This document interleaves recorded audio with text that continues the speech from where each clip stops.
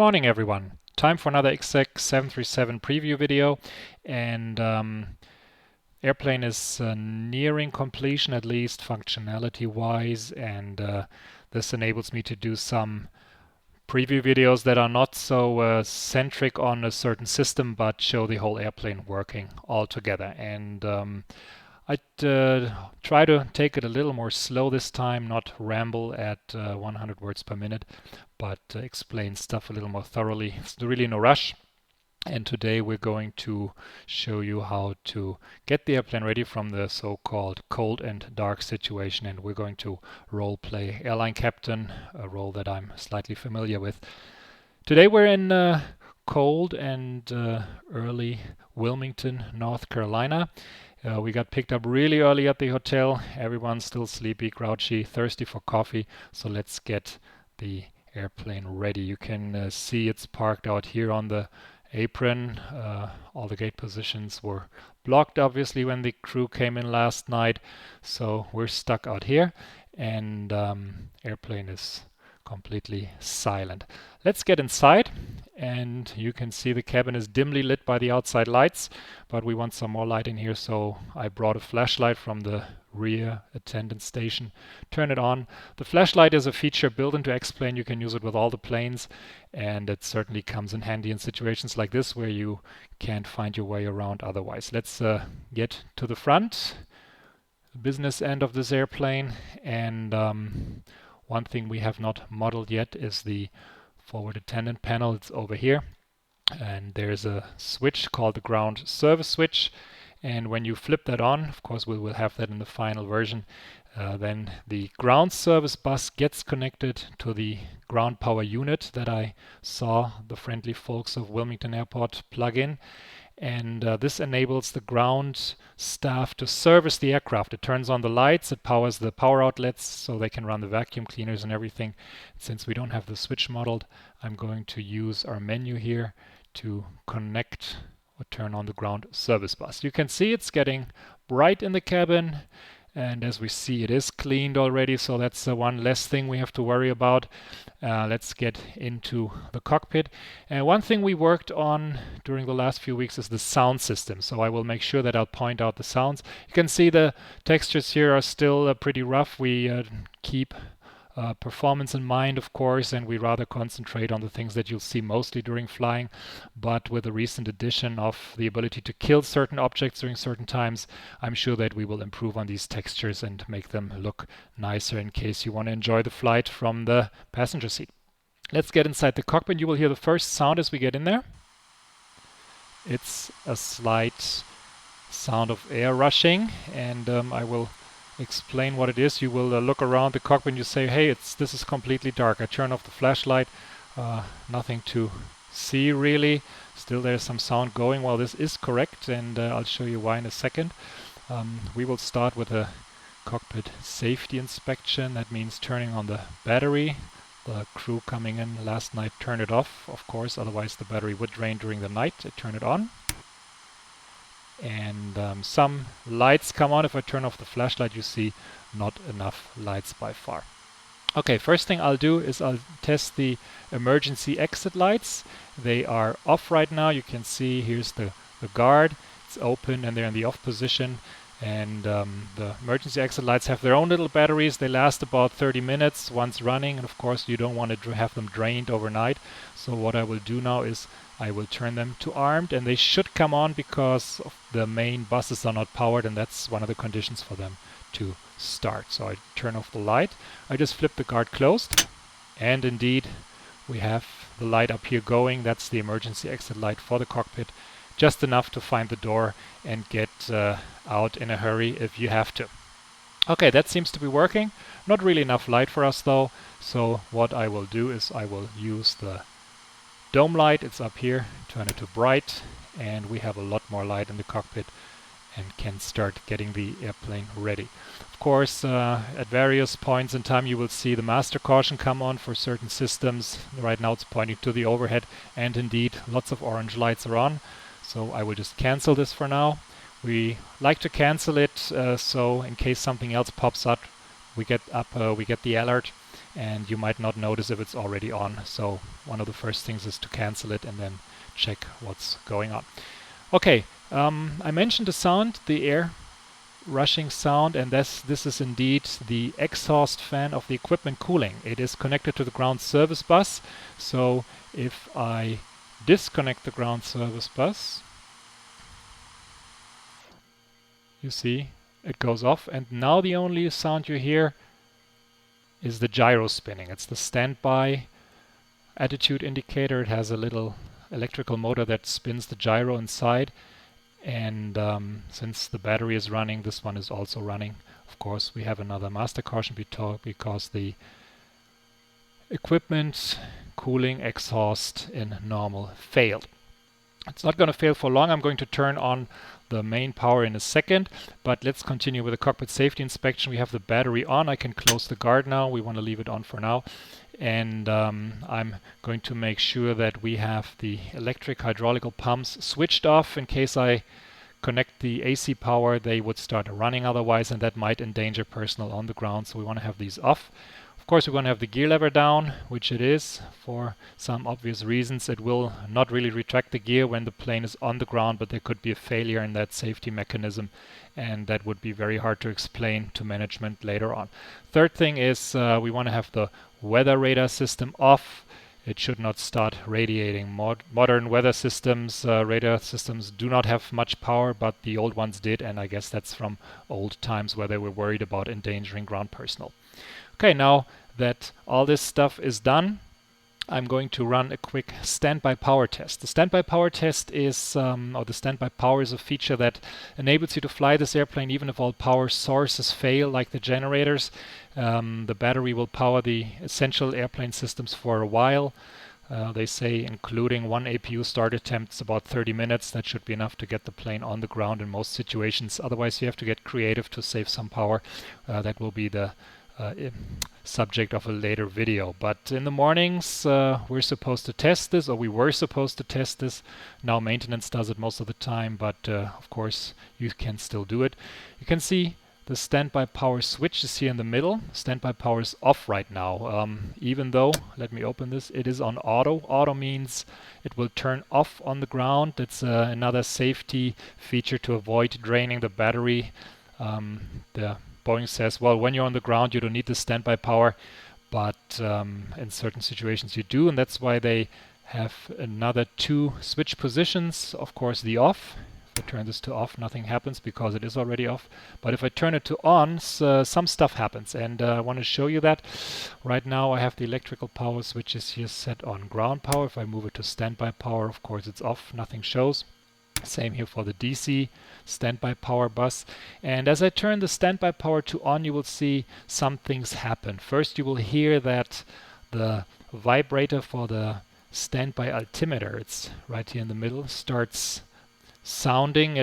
We call it the woodpecker. You will see why in a second. It's a vibrator that makes this instrument move a little more smoothly. This is a purely mechanical instrument. It's like the barometer you might have at home for sensing air pressure. It's nothing but that. And if you tap those lightly, you will see the needle move, and the same effect applies here. Of course, some other things happen. You will see right now most of these instruments are not powered. You see lots of warning flags, and of course these monitors are dark as well, as are the co-pilots. I will turn these on in brightness already. Nothing will happen since they are actually turned off, but so full power. Now as I move up the standby power switch to standby power, listen for the sound. Here it comes. It can get on your nerves pretty well. Fortunately, the human mind starts to phase that out. There are some people I've heard of that even pull the circuit breaker because it gets on their nerves so bad, but eventually the cockpit will get loud enough that this sound is drowned out and you're not bothered by it anymore. So you will see that these monitors come on after a short time delay for them to warm up, and as I turn on the panel lights, you will also see, let me turn off the overhead for a second. You will see that the captain's instruments are lit, co-pilots are still dark. During standby power you will only fly on these instruments, and everything else is dark. Also, only one of the radios is working, the other one is dead, and only one of the VORs is working, and so on. There's a whole list of stuff that is still working. It's not much, but it's enough to get you on the ground safely. Okay, the standby power seems to be working. Let's check the... Oh, this panel is not working as well, that's true. It's so we could use the flashlight, for example. Check the frequency, voltage, that looks good, same here. So turn this baby to auto again. I just flipped the guard closed. Sound stops, and of course the buses go dead again. Move them to ground power and battery bus. These are okay, and everything goes dark again down here. Okay, this seems to be working fine. So next thing on is we will finally connect the AC power. It's over here, and before I do that, I'm going to flip on the light switch again so we see stuff better. And as I turn that on, you will hear that sound come on again. Everything gets bright, and of course you will get a little air conditioner or air rushing sound because the equipment cooling fans, supply and exhaust work again. They help to keep all the radios, all the monitors and everything in here cool by supplying a gentle airflow. Okay, now that this is working, we see the monitors are coming up, this time for everyone. Of course the co-pilots are still pretty dark. Let's turn them on in brightness a bit, and we'll also get him some light for his instruments. And actually I could turn this off just to show you the lighting a little bit nicer. Of course we have the overhead lights work as well. If I can only find the switch for them. Here it is. Okay dokie.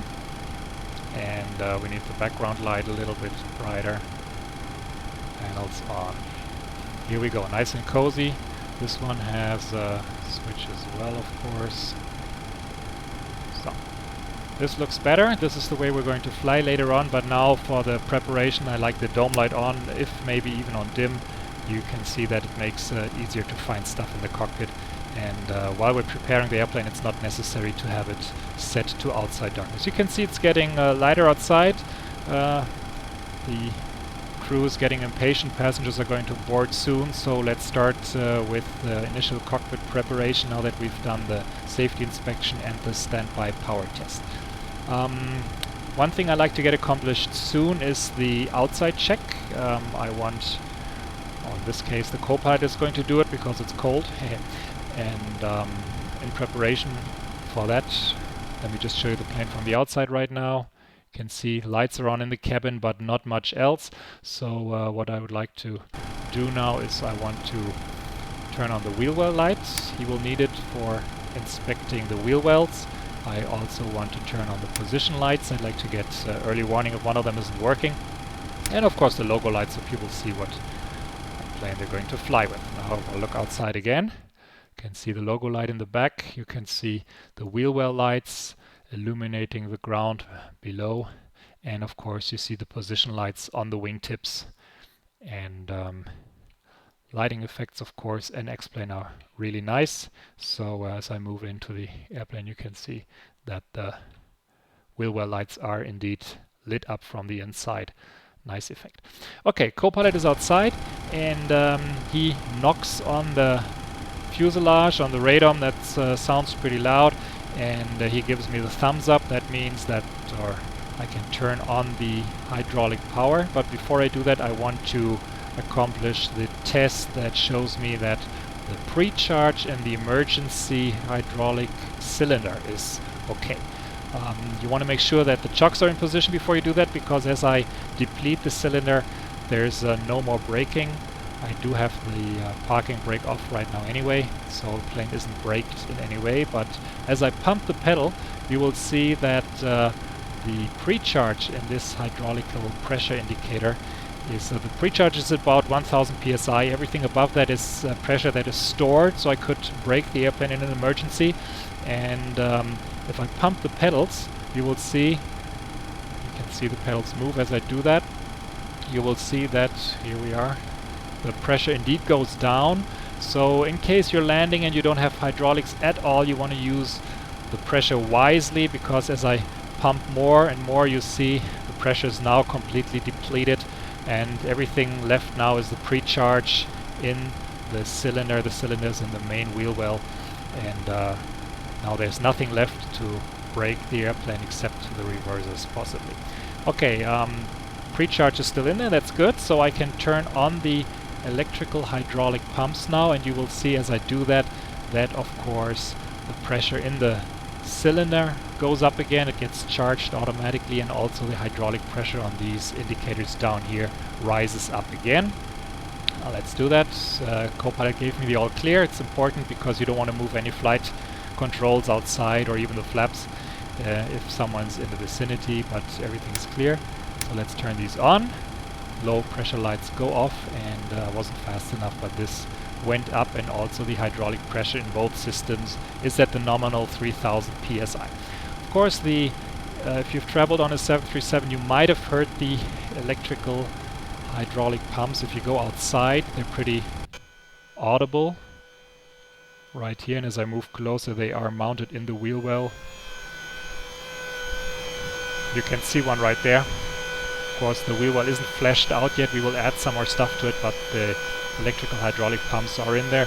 And also, as you move, it's moving pretty slow, unfortunately, so bear with me, but as you move through the cabin and as you get closer to the wing box,